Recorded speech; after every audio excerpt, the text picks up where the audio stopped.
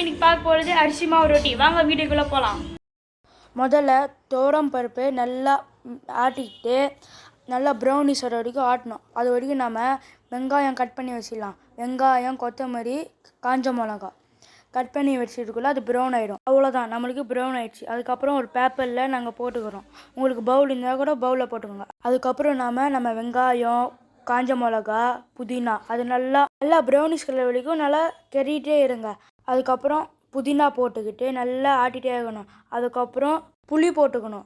அதுக்கப்புறம் நல்லா கொஞ்சம் ஆட்டிகிட்டே இருக்கணும். நல்லா ப்ரௌனிஷ் கலர் வரைக்கும் ப்ரௌனிஷ் கலர் வந்துச்சுன்னா அவ்வளோதான். கேஸ் ஆஃப் பண்ணிட்டு மாவு செய்கிறதுக்கு போயிடணும். எங்களுக்கு 9 மெம்பர்ஸ் இருக்காங்கனால நாங்கள் கொஞ்சம் அதிகமாகவே வச்சுக்கிறோம். உங்களுக்கு 2 பேர்னா நீங்கள் கொஞ்சம் கம்மியாகவே எடுத்துக்கோங்க. அதுக்கப்புறம் கொஞ்சம் கொஞ்சமாக தண்ணி ஊற்றி நல்லா பெரட்டி விட்டுக்கணும். அப்போ தான் நல்லா மாவு வரும். அது வரைக்கும் நம்ம மிக்சியில் போட்டு அடிச்சிடுவோம். நம்ம என்னென்ன அடித்தோமோ உப்பு கொஞ்சம் லைட்டாக போட்டுவாங்க.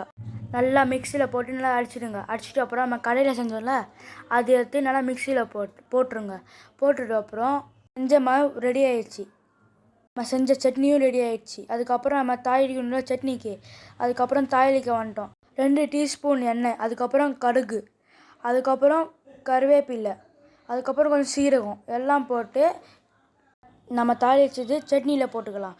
சட்னியில் நல்லா போட்டு நல்லா ஆட்டிக்கலாம். நல்லா கிண்டி கெட்டியாயிடும் சட்னி. நீங்கள் தண்ணி கொஞ்சம் ஊற்றிங்கன்னா கொஞ்சம் ஊற்றிக்கோங்க. அதுக்கப்புறம் வீட்டில் எண்ணெய் பேப்பர் இருக்கு இல்லையா, அதை 2ஆக கட் பண்ணி எண்ணெய் கொஞ்சம் போட்டு நல்லா மாவு எடுத்து நல்லா தட்டிட்டு தோசை தவாவில் போட்டால் இந்த பக்கம் ஒரு பிரிட்டு அந்த பக்கம் ஒரு பரட்டு. அதான் அரிசி மாவு ரொட்டி கட்டிச்சு நம்மளுக்கு. Yummy tasty. மறக்காம லைக் பண்ணுங்க, ஷேர் பண்ணுங்க, சப்ஸ்கிரைப் பண்ணுங்கள்.